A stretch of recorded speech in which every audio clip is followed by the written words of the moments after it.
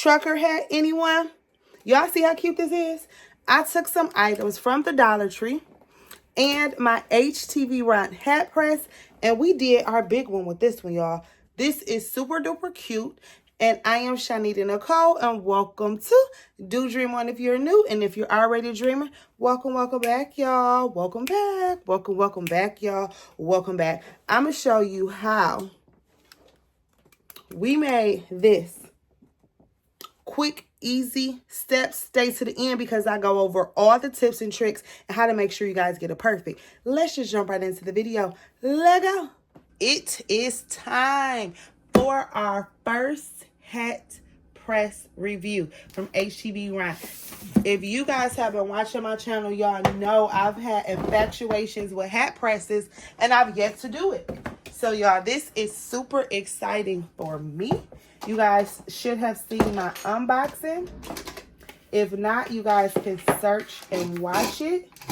This is the Htvront hat heat press. Look how nice and sleek this looks, you guys. We're going to go ahead and plug this in and get it started. This is the holder for when it's hot. You see it has where it can vent. Nice and cute. It's so compact. It also has a little baggie where we can move it around and transport it. I'm going to plug it in a second. This right here is the mold. This is the ironing mat. Outer part is 65% polyester, 35% cotton. The inner part is high temperature sponge, okay? So this is a sponge. This is like the molding. Look at this. It has where we can clip it on. Okay. So we go ahead and get our little hat molded in place so it can stay like that, okay? I am going to plug it in, but I'm going to show you the hat we're going to use today. Now, this technically is a trucker's hat. These are popping right now. This technically is a sublimation hat. Y'all got this from Michael's. But I said I just want to go ahead and try this out real quick. So we just gonna use it. Okay, so all hats are not created the same. So the way you would use this would depend on the hat that you use. This is a trucker's hat. You can do it multiple ways. You can place it on top that way. Htvront doesn't necessarily suggest this way because look, it can like slide, but sometimes you have to do it that way, and I'm going to show you later. I want to go ahead take that tag off, and then I'm going to show you the way that Htvront suggests that you do it. And don't worry, I'm going to take that cardboard out. I didn't right here, but I'll do it later. They suggest you do it to the side. Now, to be honest, playing with this hat later on, I found out I had to do it both ways because, as you can see, the trucker hat has like a little bit of a tip on the edge of it. So that part, I'm going to press it down soon. That part, you want it to be straight, but you can tighten it up multiple ways. It's always multiple ways to skin a cat. Depending on your hat, do it differently. If you do it this way, this works really good because you can press down. And when you're doing heat press, you need a lot of pressure sometimes. So you can press down on it. That way it can kind of slide. So you just have to place your hand on the back of it. Like I said, multiple ways to do something. This worked really good if I was placing everything right there with a lot of pressure. At the top, it's that little like buckle of this particular hat, but every hat will not be like this. This is my first time ever doing a hat, so I'm just teaching you and showing you guys as I go along. And I'm showing you right there. You see how it kind of buckles in? You want to be mindful and careful of that because it can mess up vinyl if you're using vinyl. It can mess up a sublimation project. You may have to put something up under there, but every time will be different. Every hat will be different. I'm taking that cardboard out. I just want to show you everything step by step. You guys know I love showing you guys everything I learned, my mistakes, how I figured it out so that you guys won't do the same things that I do. Okay, so that's all I'm showing you, multiple ways to do different things, and you guys can take it with a grain of salt and see what works for you. That portion of the hat was bothering me, but I was able to figure it out. So yay. Today what we're going to do is I grabbed these iron-on transfers and iron-on rhinestone patches from the Dollar Tree, y'all. Okay?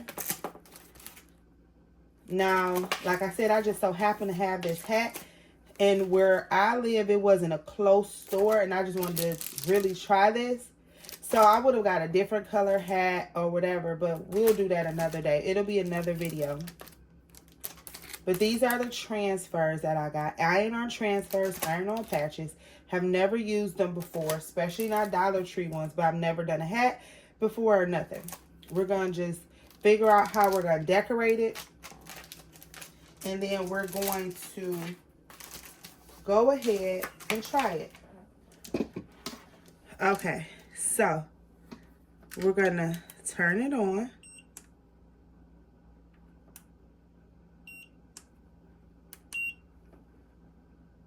Okay, it's blinking. This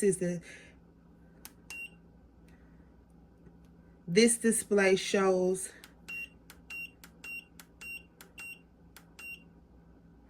the heat. It's in Fahrenheit. We're going to just try 325.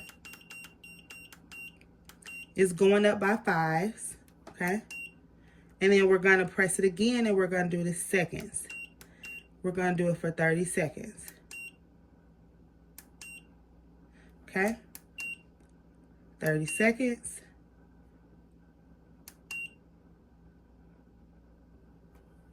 It's getting hot. It's going up. And as it gets hot, it's blinking. We're going to just sit it down, okay? Now let's open these up and look at the directions. They have the directions that actually say 45 to 60 seconds. So we're going to put it on 45 seconds. Okay? All right, so let's open these up so that we can start figuring out what design we want. A few tips. You want to make sure that you place the transfers and patches onto the hat how you're going to put it on there before you actually press it, so that you can know how much space you need, what looks good, etc. So just play around with it and make sure that you do not press it on any folds, or if the hat is bending, make sure that it's completely flat so that that won't mess up your patch, your design, your rhinestone, your sublimation, whatever you're doing with it. Make sure that you don't do that. The cool thing about these patches is you can layer them. So if they kind of like overlap a little bit, it's okay, and it can stick and it can work. Also, be mindful of the size patches that you get because they are going on a hat. It's not a lot of space. Okay, so we have the placement. I'm going to grab some heat transfer tape and I am going to tape it where I want it taped so that it does not move, okay? I'm going to take some parchment paper and I'm going to cover this up. I'm going to take the press and I'm going to put it on top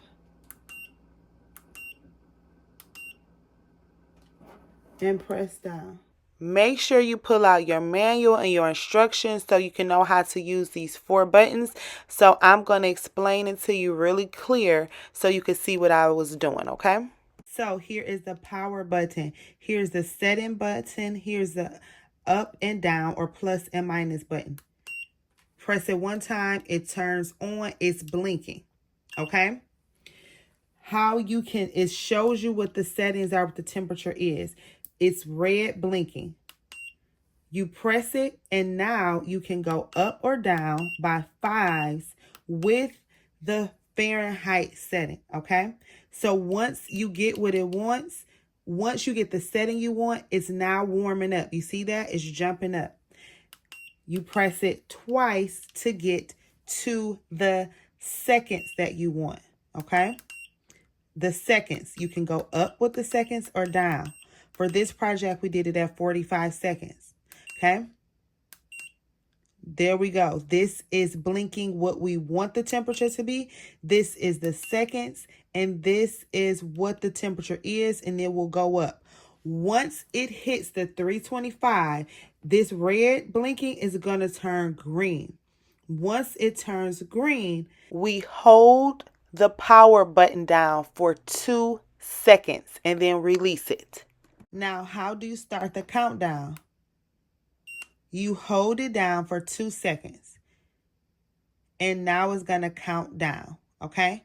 So that's how you set up and start your Htvront hat press. Okay? So I pressed it. And let's see how it does. All right, it's on there. Now you want to let it sit and cool off, and because this is really sticky, and then this is a little harder of a hat. Like I said, this is technically sublimation. So you want to make sure that I'm stretching it out. So remember, I had it like this, and then I even stretched it out like this to try to get it more stretched out, because this is a harder canvas. Okay, so play around with it and see what works best for you. So now I'm going to see where I could put this one, because I should have scooted it over a little bit more so that could have fit right there. Okay, so a few tips. Like I said, make sure that you plan out where you're going to put your designs or patches or whatever so that you can have enough space. You want to make sure that it's actually on the canvas of the shirt. I am going to layer some of mine. I would not layer the iron-on transfers with the rhinestone patches. That just wouldn't really kind of work. But if you want to layer it, make sure you have a different type of really solid glue so that it doesn't lift up. You can layer it. It can work. But when we're doing things, and especially if you're selling it, you want to make sure that you're doing this to the best of your ability, right? So these are Dollar Tree transfers. So if you're going to sell these, the heat press works great. It does what it's supposed to do, baby. It's the bomb.com. It got really hot. It worked really well. But if you're going to sell these, make sure you have either better patches or extra glue to put on there. These patches work good. I'm just saying, if you're going to sell them, you want to make sure a customer is happy with their product. That's all. It works. It's fine. Nothing's bad about it. Just giving you tips to make sure that you're showing up as your best self, especially if you're selling these. Okay? Now we have the placement where we like it. We have it taped down. You have to use heat transfer tape. Now we're going to go ahead, put it on that molding. I like the way that this is because I see it's going to be flat and it's going to work really well. Make sure if you do it this way, you hold the back so that, like you see, it won't be sliding everywhere. You hold the power button down for that 2 seconds, release it, and now you could go ahead and press it. I did not want to put too much heat on the rhinestone patch because that was already pressed down, and there is something like over pressing it. So make sure that you don't over press the glitter, the rhinestones, any type of transfer or anything, because this is hot. This is a really good product and you don't want it to melt.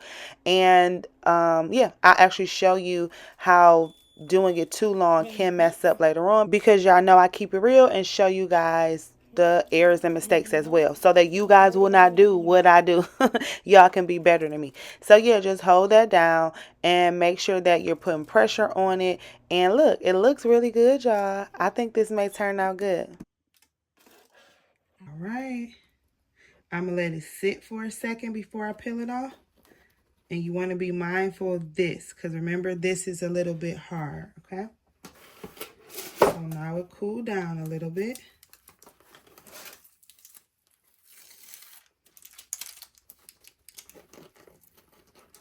It's working, y'all. I was nervous.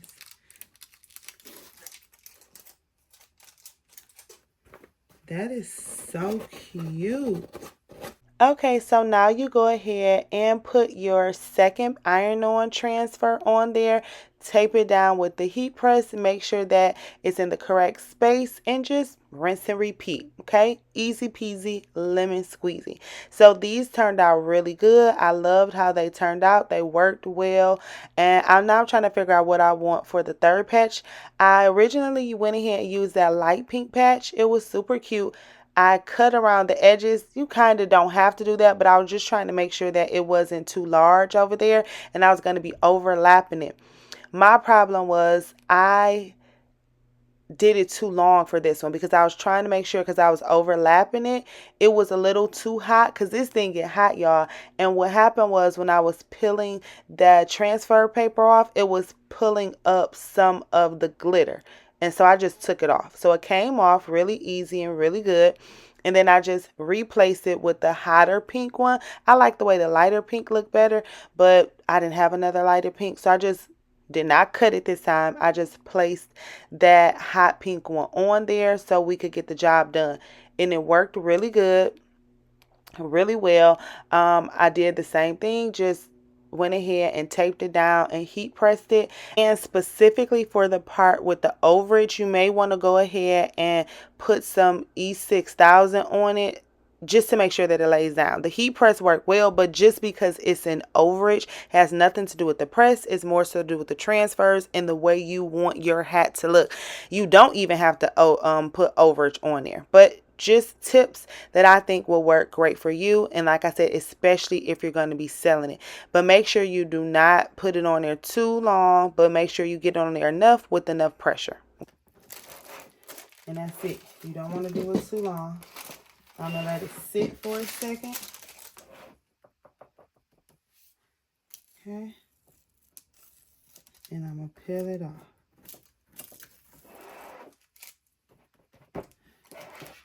So stinking cute.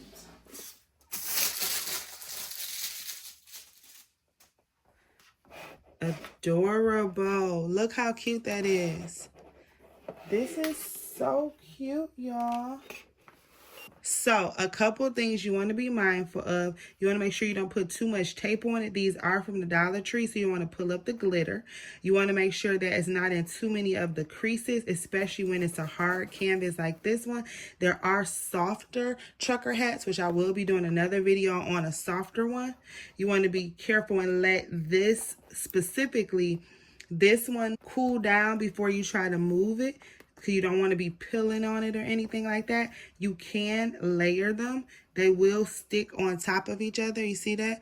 They will stick on top of each other, but make sure that they actually completely cool down. And once again, you could add some other glue like E6000. But super cute. And we could do so much. We could add rhinestones. We could do so much with it. But I thought this was super adorable. And I absolutely love it. I do want to thank Htvront for always coming through for your girl.